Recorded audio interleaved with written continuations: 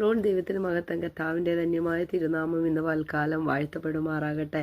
യെശയ്യാ പ്രവാചകന്റെ പുസ്തകം ഹല്ലേലൂയ 55-ാം അധ്യായം അതിൻ്റെ 10-ാം വാക്യം ഇപ്രകാരം പറയുന്നു: മഴയും ഹിമവും ആകാശത്തു നിന്ന് പെയ്യുകയും അവിടേക്ക് മടങ്ങാതെ വിതപ്പാൻ വിത്തും തിന്മാൻ ആഹാരവും നൽകത്തക്കവണ്ണം ഭൂമിയെ നനച്ചു ഫലവത്താക്കി വിളയിക്കുന്നത് പോലെ എൻ്റെ വായിൽ നിന്ന് പുറപ്പെടുന്ന എൻ്റെ വചനം ആയിരിക്കും. അത് വെറുതെ എൻ്റെ അടുക്കലേക്ക് മടങ്ങി വരികയില്ല.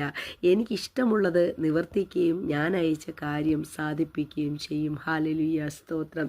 കർത്താവിൻ്റെ വചനം ഹല്ലേലൂയ ഇന്ന് വൽക്കാലം നമ്മളോട് പറയുക. ഹല്ലേലൂയ, ഭൂമിയിൽ മഴ പെയ്യുമ്പോൾ ഒരു വിത്ത് മുളച്ച് സസ്യമായി അത് ഫലം കൊടുക്കുന്നത് പോലെ ഹല്ലേലൂയ, സ്തോത്രം, അതിനേക്കാൾ അപ്പുറമായിട്ട് ഞാൻ പറയുന്ന വാക്കുകൾ ദൈവം പറയുക, എൻ്റെ വായിൽ നിന്ന് പുറപ്പെടുന്ന എൻ്റെ വചനം ഹല്ലേലൂയ അത് വെറുതെ വരത്തില്ല, അല്ലെങ്കിൽ വെറുതെ ഞാൻ അയക്കത്തില്ല. ഹല്ലേലൂയ, ഒരു കാര്യവുമില്ലാതെ എൻ്റെ വചനം ഒരിടത്തും ചെല്ലത്തില്ല. ഞാൻ പറയുന്നത് നിവർത്തിച്ച് തന്നെയാകണമെന്ന് ദൈവത്തിൻ്റെ വചനം പറയുക. അതുകൊണ്ടല്ലേ ഹല്ലേലൂയ ദൈവം ആദിയിൽ പറയുന്ന ആകാശവും ഭൂമിയും ദൈവം ഒരു വാക്കാൽ സൃഷ്ടിച്ചെന്ന്. ഹല്ലേലൂയ, ദൈവത്തിൻ്റെ വചനത്താലല്ലേ ഈ ഭൂമിയിൽ സകലതും ഉളവായത്. ഹല്ലേലൂയ, ദൈവത്തിൻ്റെ വചനത്തെ കൂടാതെ എന്തെങ്കിലും ഈ ഭൂമിയിൽ ഉരുവായിട്ടുണ്ടോ? ഇല്ല. കർത്താവിൻ്റെ വചനം നമ്മളെ വീണ്ടും ഓർപ്പിക്കുക.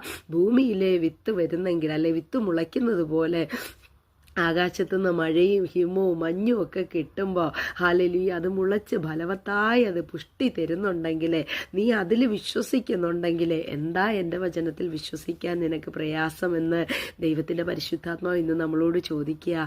എന്നെ കേൾക്കുന്ന എൻ്റെ സഹോദരങ്ങളെ, ദൈവത്തിൻ്റെ വചനത്തിൽ ഒന്ന് വിശ്വസിക്കുക. ഏത് വഴിയാകട്ടെ, ഏത് പ്രതികൂലം, ഏത് പ്രതിസന്ധികളാകട്ടെ, നിങ്ങൾ പ്രതിസന്ധികളെ ഒന്നും നോക്കരുതേ. ഹല്ലേലൂയ, ദാവീദ് കടന്നുപോയ പ്രതികൂലങ്ങളെ ചിന്തിച്ചു കഴിഞ്ഞാൽ ഹല്ലേലൂയ ഈ സങ്കീർത്തനങ്ങളൊന്നും പുറത്തു വരത്തില്ല.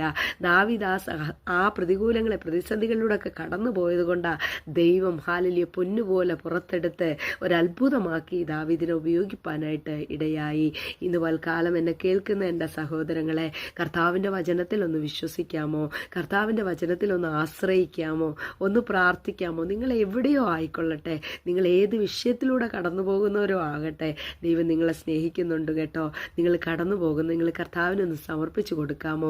നിങ്ങൾ കടന്നു പോകുന്ന മേഖലയിൽ, കർത്താവേ ഞാൻ ഇന്ന ഒരു പ്രതിസന്ധിയിലാപ്പാ, എനിക്ക് വേണ്ടി പ്രവർത്തിക്കണമേ എന്ന് പറഞ്ഞ് ദൈവത്തോടൊന്ന് യാചിപ്പാൻ നിങ്ങൾ തയ്യാറായാലേ അവൻ നിങ്ങൾക്ക് വേണ്ടി അവിടുത്തെ വചനം അയച്ച് നിങ്ങളെ സൗഖ്യമാക്കുവാനായിട്ട് ഇടയാകും.